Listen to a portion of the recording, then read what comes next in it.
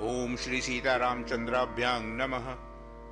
श्रीमद् वाल्मीकि रामायण अयोध्या कांडम पंचषष्टितमः सर्ग यानी सर्ग 65। इस सर्ग में वंदी जनों का स्तुति पाठ, राजा दशरथ को दिवंगत हुआ जान, उनकी रानियों का करुण विलाप।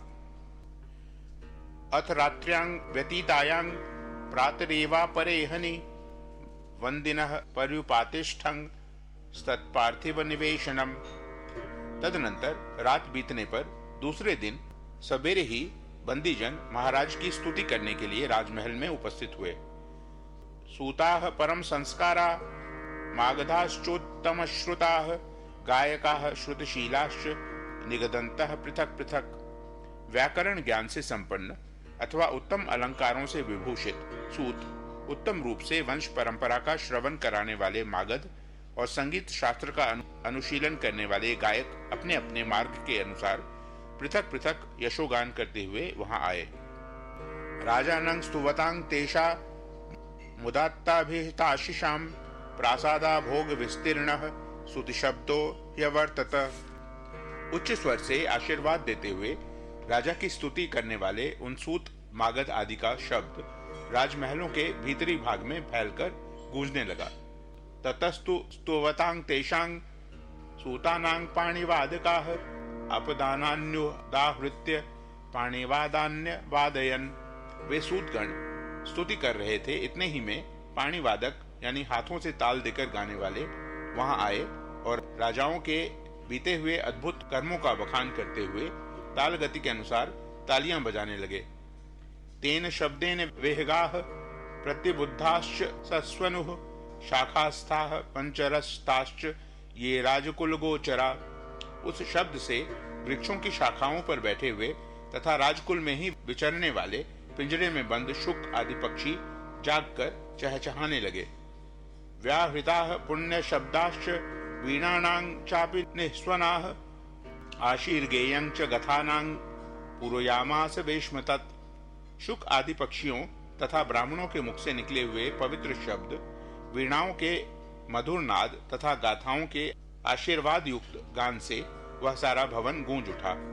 ततः शुचि समाचाराः पर्युपस्थान को विदाः स्त्रीवर्ष वर भूयिष्ठा उपतस्थुर यथा पुरा।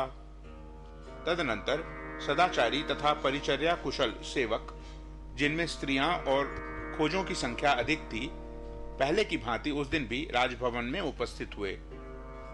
हरिचंदन संपृक्त मुदकं कांचनैर्घटैः आनिन्युः स्नान शिक्षाज्ञा यथा कालं यथा विधि। स्नान विधि के ज्ञाता भृत्यजन विधि पूर्वक सोने के घड़ों में चंदन मिश्रित जल लेकर ठीक समय पर आए। मंगलालंबनीयानि प्राशनीयान्युपस्करान् उपानिन्युस्तथा पुण्याः कुमारी बहुला स्त्रियः। पवित्र आचार विचार वाली स्त्रियां, जिनमें कुमारी कन्याओं की संख्या अधिक थी, मंगल के लिए स्पर्श करने योग्य गौ आदि, पीने योग्य गंगाजल आदि तथा अन्य उपकरण, दर्पण, आभूषण और वस्त्र आदि ले आई। सर्वलक्षण संपन्नं सर्वं विधिवद अर्चितं सर्वं सुगुण लक्ष्मीवत तद्भूताभिहारिकम। प्रातःकाल राजाओं के मंगल के लिए जो जो वस्तुएं लाई जाती हैं, उनका नाम आभिहारिक है। वहां लाई गई सारी आभिहारिक सामग्री समस्त शुभ लक्षणों से संपन्न, विधि के अनुरूप, आदर और प्रशंसा के योग्य, उत्तम गुण से युक्त तथा शोभायमान थी। ततः सूर्योदयं यावत् सर्वं परिसमुत्सुकं तस्थावनुपसंप्राप्तं किंचिदित्युपशंकितम्।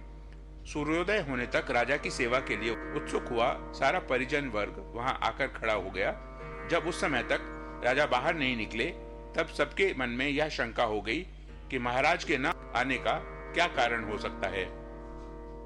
अथ याः कौसलेन्द्रस्य शयनं प्रत्यनन्तराः ताः श्रियस्तु समागम्य भर्तारं प्रत्यबोधयन्। तदनंतर जो कौशल नरेश दशरथ के समीप रहने वाली स्त्रियां थीं, वे उनकी शैया के पास जाकर अपने स्वामी को जगाने लगी। अथाप्युचित वृतास्ता विनयेन नयेन च नह्यस्य शयनं स्पृष्ट्वा किंचिदप्युपलेभिरे। वे स्त्रियां उनका स्पर्श आदि करने के योग्य थीं, अतः विनीत भाव से युक्तिपूर्वक उन्होंने उनकी शैया का स्पर्श किया। स्पर्श करके भी वे उनमें जीवन का कोई चिन्ह नहीं पा सकी। ता स्त्रियः स्वप्नशीलज्ञाश्चेष्टां संचलनादिषु ता वे पथो परित्ताश्च राज्ञः प्राणेषु शंकिताः। सोए हुए पुरुष की जैसी स्थिति होती है उसको भी वे स्त्रियां अच्छी तरह समझती थीं। अतः उन्होंने हृदय एवं हाथ के मूल भाग में चलने वाली नाड़ियों की भी परीक्षा की, किंतु वहां भी कोई चेष्टा नहीं प्रतीत हुई। फिर तो वे कांप उठी। उनके मन में राजा के प्राणों के निकल जाने की आशंका हो गई। प्रतिस्तोत्र स्त्रीणां ग्राणां सदृशं संचकाशिरे अथ संदेह मानानां स्त्रीणां दृष्ट्वा च पार्थिवं यत तदा शंकित पापं तदा जज्ञे विनिश्चयः। वे जल के प्रवाह के सम्मुख पड़े हुए तिनकों के अग्रभाग की भांति कांपती हुई प्रतीत होने लगी। संशय में पड़ी हुई उन स्त्रियों को राजा की ओर देखकर उनकी मृत्यु के विषय में जो शंका हुई थी उसका उस समय उन्हें पूरा निश्चय हो गया। कौसल्या च सुमित्रा च पुत्र शोक पराजिते प्रसुप्तेन प्रबुध्येते यथा काल समन्विते। पुत्र शोक से आक्रांत हुई कौसल्या और सुमित्रा उस समय मरी हुई के समान सो गई थी और उस समय तक उनकी नींद नहीं खुल पाई थी। निष्प्रभाषा विवर्णा च सन्ना शोकेन सन्नता न व्यराजत कौसल्या तारेव तिमिरावृता। सोई हुई कौसल्या श्रीहीन हो गई थी। उनके शरीर का रंग बदल गया था। वे शोक से पराजित एवं पीड़ित हो अंधकार से आच्छादित हुई तारिका के समान शोभा नहीं पा रही थी। कौसल्यानंतरं राज्ञः सुमित्रा तदनंतरम न स्म विव्राजते देवी शोकाश्रु लुलितानना। राजा के पास कौसल्या थी और कौसल्या के समीप देवी सुमित्रा थी। दोनों ही निद्रा मग्न हो जाने के कारण शोभाहीन प्रतीत होती थी। उन दोनों के मुख पर शोक के आंसू फैले हुए थे। ते च दृष्ट्वा तदा सुप्ते उभे देव्यौ च तं नृपं सुप्तमेवोद्गत प्राण मंतःपुरम मन्यत।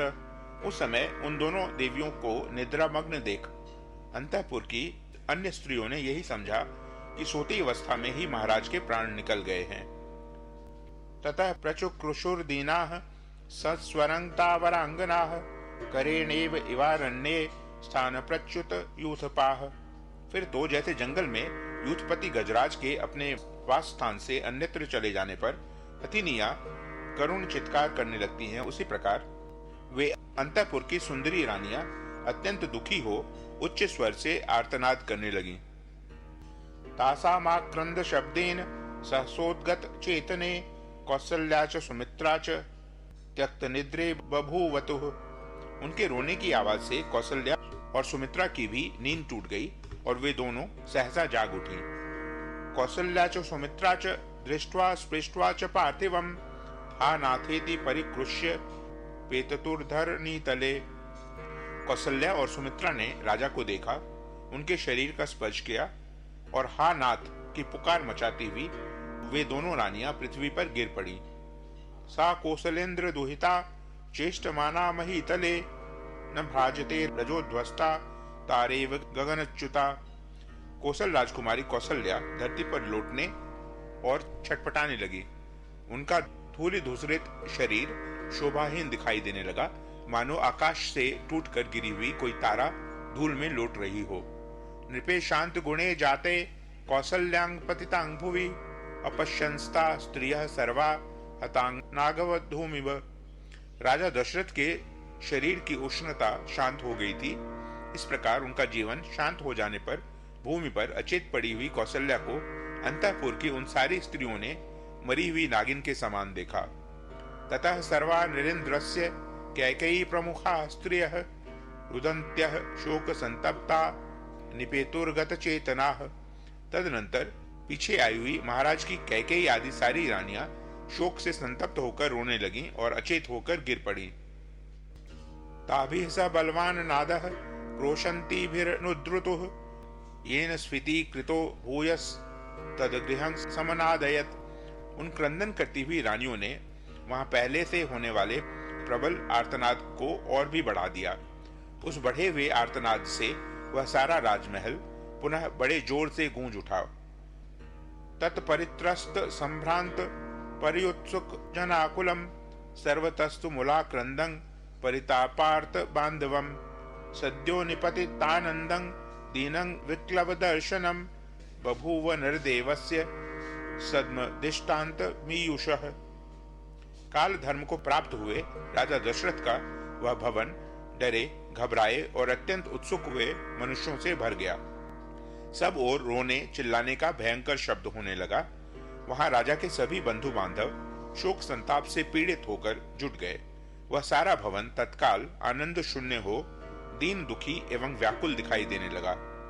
अतीतमाज्ञाये तो पार्थिव वर्षभंग यशस्विनं तं परिवार्य पत्नयः वृषं रुदन्त्यः करुणं सुदुःखिताः प्रगृह्य बाहु व्यलपन्न नाथवत्। उन यशस्वी भूपाल शिरोमणि को दिवंगत हुआ जान उनकी सारी पत्नियां उन्हें चारों ओर से घेर कर अत्यंत दुखी हो जोर जोर से रोने लगी और उनकी दोनों बाहें पकड़कर अनाथ की भांति करुण विलाप करने लगी।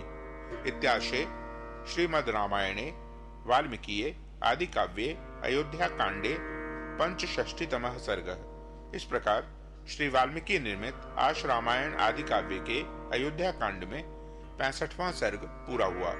ओ